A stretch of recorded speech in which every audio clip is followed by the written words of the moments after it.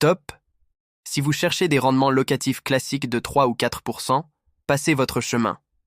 Aujourd'hui, on va parler d'un investissement qui peut vous rapporter 8, 10, voire 12% par an, le crowdfunding immobilier. Mais attention, derrière ce potentiel de gain se cachent de vrais dangers. Dans cette vidéo, on va décortiquer le fonctionnement de cet investissement, voir les 3 meilleures plateformes du moment, dont la première brique est Brix, et surtout, je vais vous révéler la niche fiscale que la plupart des gens ignorent, liée au PEA-PME de Boursobank, pour ne payer que 17,2% d'impôts au lieu de 30%. Le crowdfunding immobilier, c'est simple. Vous prêtez de l'argent, via une plateforme spécialisée, à un promoteur immobilier pour financer une partie de son projet, que ce soit une construction, une rénovation ou une opération de marchand de biens. Ce sont des prêts de courte durée, généralement entre 12 et 36 mois. En échange de votre prêt, le promoteur vous verse des intérêts, souvent entre 8 et 12% par an. Une fois le projet terminé et les biens vendus, vous récupérez votre capital. C'est l'un des rares placements qui permet de se sentir proche du secteur immobilier sans acheter de biens en direct. Avant de vous emballer, soyons clairs, ce n'est pas un investissement pour débutants et il est intrinsèquement risqué. Pourquoi? D'abord, le risque de retard. C'est le plus fréquent. Les chantiers subissent souvent des aléas, la météo, les difficultés administratives, les problèmes d'approvisionnement. Un projet qui devait durer 18 mois peut en faire 24. Pendant ce temps, votre argent est bloqué.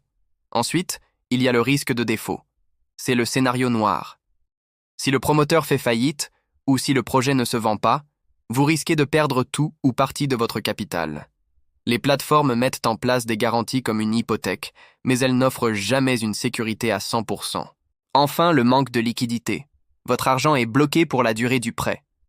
Si vous avez besoin des fonds, il est très difficile, voire impossible, de les retirer. Je dois vous le dire, cette vidéo n'est pas un conseil en investissement. Le crowdfunding immobilier présente un risque de perte en capital et un risque d'illiquidité. Faites vos propres recherches et n'investissez que l'argent dont vous n'aurez pas besoin. Maintenant, si vous êtes averti des risques et prêt à vous lancer, voici 3 plateformes qui font parler d'elles et qui offrent des philosophies différentes. Premièrement, la première brique.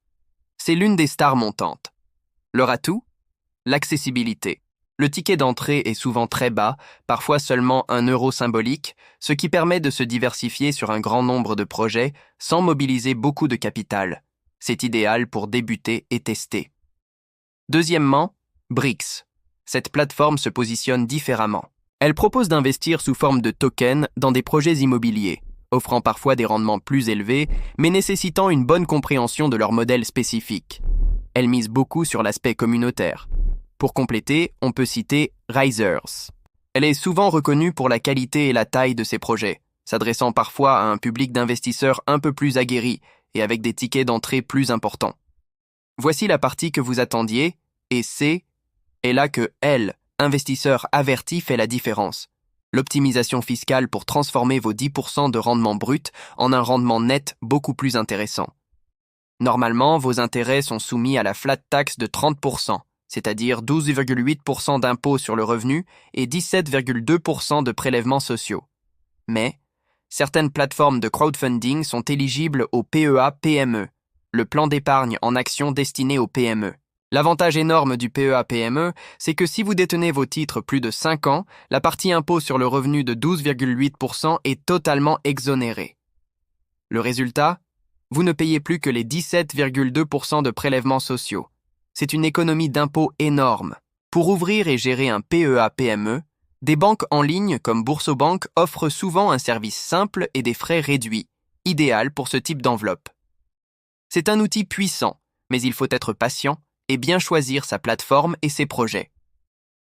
Le crowdfunding immobilier, c'est un outil à haut potentiel de rendement, mais aussi à haut risque. C'est le couteau suisse de l'investisseur qui sait ce qu'il fait.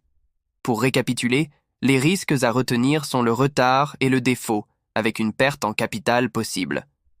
Les plateformes à regarder sont la première brique, Brix et Homunity. Et le secret fiscal, c'est le PEA-PME, notamment via Boursobank, pour ne payer que 17,2% d'impôts après 5 ans. J'aimerais savoir, Avez-vous déjà investi dans le crowdfunding? Quelle est votre plateforme préférée? Laissez-moi un commentaire ci-dessous. Si cette vidéo vous a éclairé, laissez un pouce bleu et abonnez-vous pour ne rater aucune de mes analyses financières. On se retrouve très vite pour décortiquer un autre investissement.